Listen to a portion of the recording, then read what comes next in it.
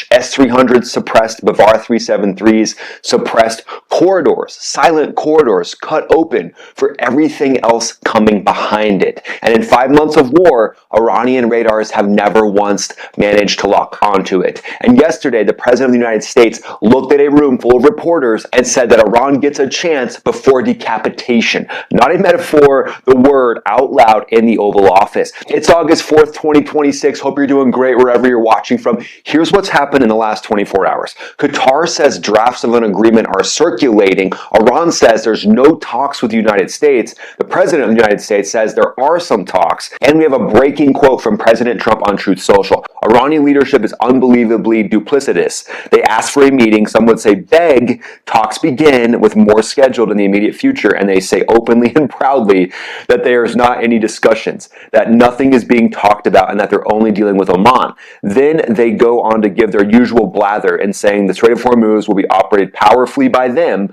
when it is already completely controlled by the United States Navy and our blockade, or as some would say, the United States wall of steel. Nothing gets through to Iran unless we want it to, and nothing gets through unless a deal or total surrender is accomplished. Whether Iran wants to admit it or not, we are, in fact, talking of a solution to a problem that they have caused for decades. It is very simple. Iran will never have a nuclear weapon. Thank you for your attention to this matter, President Donald J. Trump. Iran being duplicitous.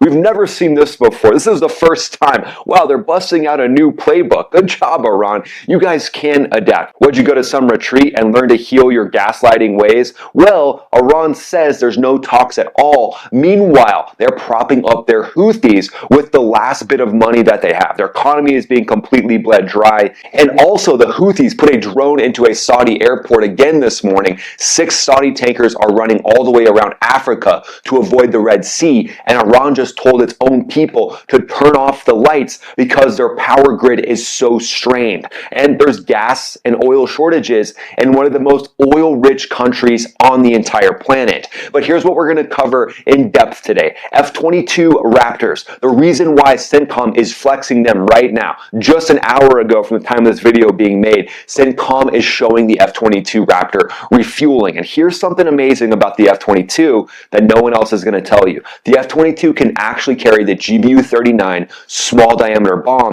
and GBU-32 JDAMs inside the airframe. It can super cruise, and it can go into places in Iran that no other jet can go because of its next level ability of stealth. So if, let's say, the decapitation campaign kicks back off, striking Iranian leadership, striking more IRGC headquarters, the F-22, not only doing air-to-air, but it can be the one going in as basically the highest level assassin in the United States Air Force to strike down the IRGC. And then we've got some wild hot topics today that you guys got to stick around for. China flooded Scarborough Shoal in the South China Sea with warships and missile-armed bombers, cruise missile-armed bombers. Turkey has an unmanned fighter that opened its weapons bays for the first time and unleashed something that you're going to want to know about. And then Italian Marines came down a rope onto a Russian tanker in broad daylight. I'll be breaking down that entire story, so stick around for that. That's in the global roundup about 3/4 of the way through the video. So Iran spent 5 months announcing that it controls the Strait of Hormuz and it can shoot down any American stealth fighter, but then the US military basically said, hold my F-22, watch this.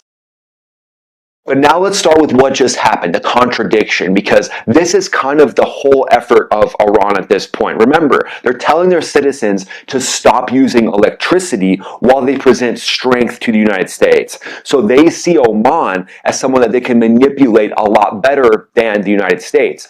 I mean, given they're right there, right next to them, and they kind of have been extorting them and manipulating them for decades. I mean, if you look at the fact that Iran owns pretty much all the islands in the Strait of Hormuz, and Oman doesn't have any naval presence to back up and reinforce their side, this just shows that Iran is looking for the weakest point. And they know that the United States is definitely not that. With a wall of steel that is shoving Iran's ships back in, and I said ships for the record, this is something that makes Iran extremely nervous, and it makes them not want to negotiate with the United States at all. We know at this point that Oman and Iran are talking to each other, and it looks like the US is talking to them as well. well. Of course Iran is going to try to save their own necks and talk to the United States and then deny it publicly to their people. Because remember, if they need to keep their people in check while they're doing this rationing of oil, rationing of gas, basically giving all the oil and gas to the military, they've got to tell their people they're winning, or the people might start to question the government even more. And that makes Iran extremely nervous. Remember, that's their number one goal. Put their people in check, gaslight their people, and then ultimately murder them if they have to. At the end of the day, Iran now is looking at what's happening to them, their ability to not pay their fighters anymore, and they're getting extremely nervous at this point, knowing that they could have a decapitation strike coming any second. And what that would come from would likely be an F-22 Raptor, along with F-15Es, F-18s, other jets. But that F-22, that's the hero jet of today. We just saw it on CENTCOM's X page.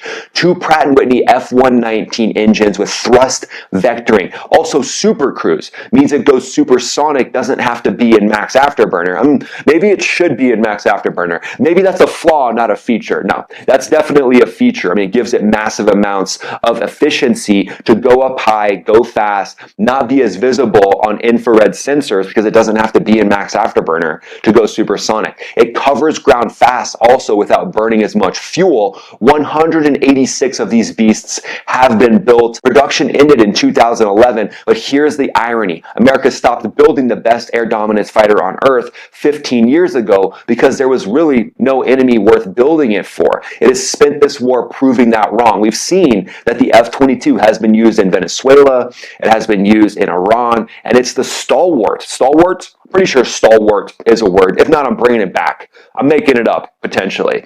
But what it did on the 1st of March is basically the only sentences that you need to know. The Raptors went in first against Iran's S-300 batteries and the Bavar 373. That's their interceptor missiles that Tehran spent years advertising as the answer to American air power. Suppressed both and cut corridors for everything that followed. Across 9 days, Iran fired dozens of surface-to-air missiles, and U.S. officials said not one ever successfully tracked or locked on to the F-22 stealth fighter. Here's how it fights though, because people might think it's only an air superiority fighter, but everything goes inside of this beast. GBU-39 small diameter bombs and GBU-32 JDAMs in internal bays, because the second you hang a weapon on the pylon, you have compromised the stealth at least somewhat.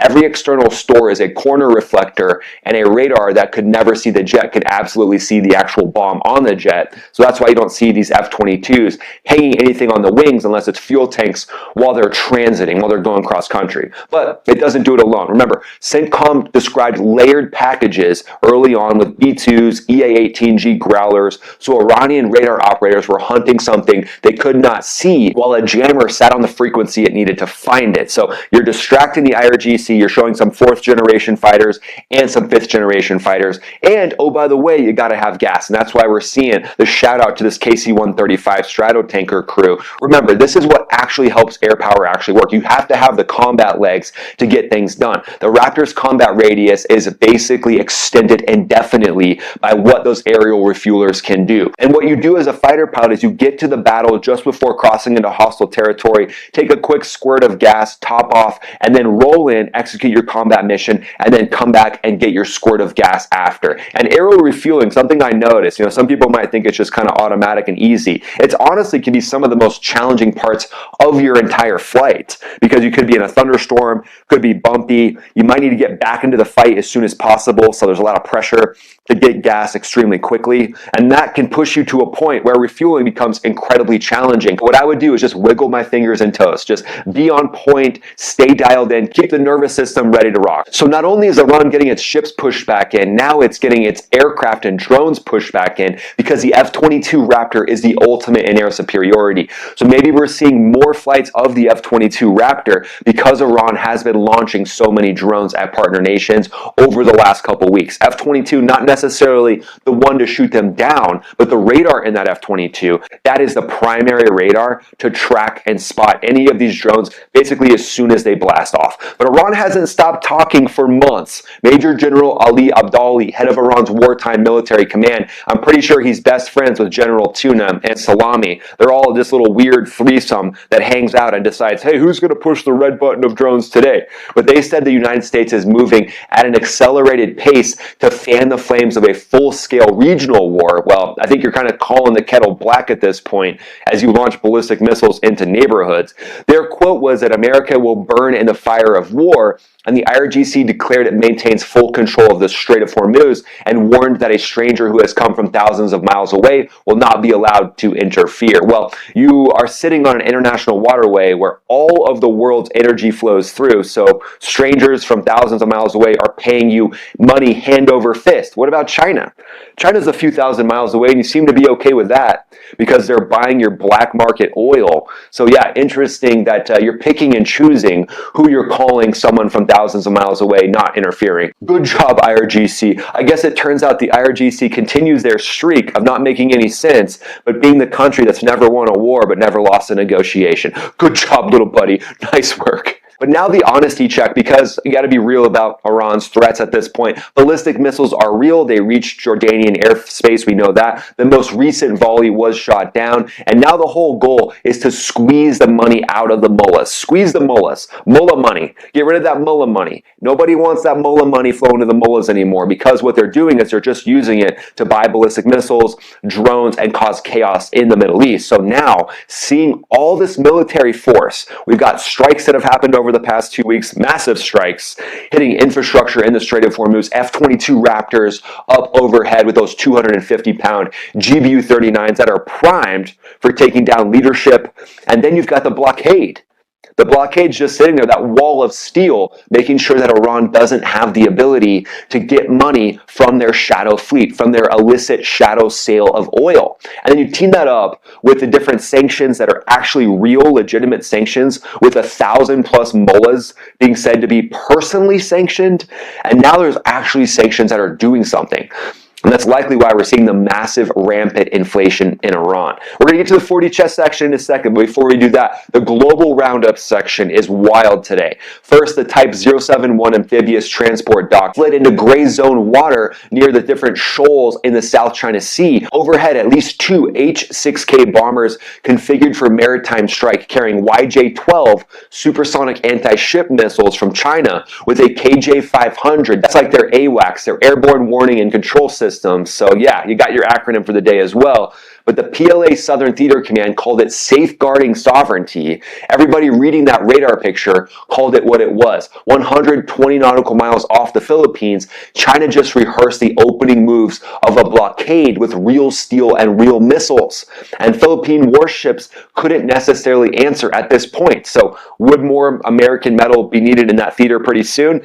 Probably we'll cover that on a full video. Next story, Turkey's unmanned fighter opened up its bay. The Bazakar Kizamela, yeah, something like that, did not announce itself with underwing pylons this time. On the 25th of July at Korlu, the serial production airframe that's been used for testing opened its internal weapons bay and dropped a Rokistan Tiber 82, a guided kit on a 500-pound Mark 82, and it hit the target. So it's a drone dropping a 500-pound bomb. 3 days later, it did it again with the Asalin Tulin P penetrating glide bomb. First time an air-to-ground oriented unmanned fighter has released ordnance from inside its own fuselage to try to maintain more of a stealth capability there. And then the third story, the one that you've probably been waiting for because it's pretty wild. The tanker Toy Payot was running under a Cameroon flag and it switched to only the week before. Oh, weird. Yeah, we just happened to switch countries.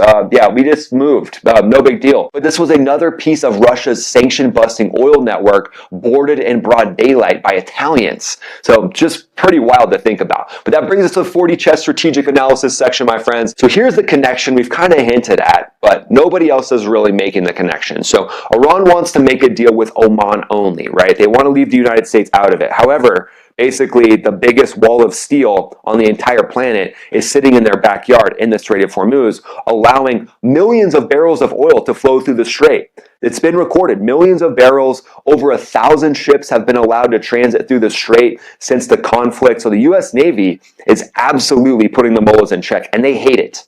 They hate the fact that the U.S. Navy is right there, making them have to make a deal with Oman. They don't want to do that either. But they certainly don't want their people to think they're talking with the United States. Because remember, if they're able to control their people, make the people think that the United States are the evil ones, then that gives them more leverage to control a population that's getting more and more restless as they're telling them to limit their electricity use, oil and gas shortages. Do you guys kind of see what could be being set up here soon?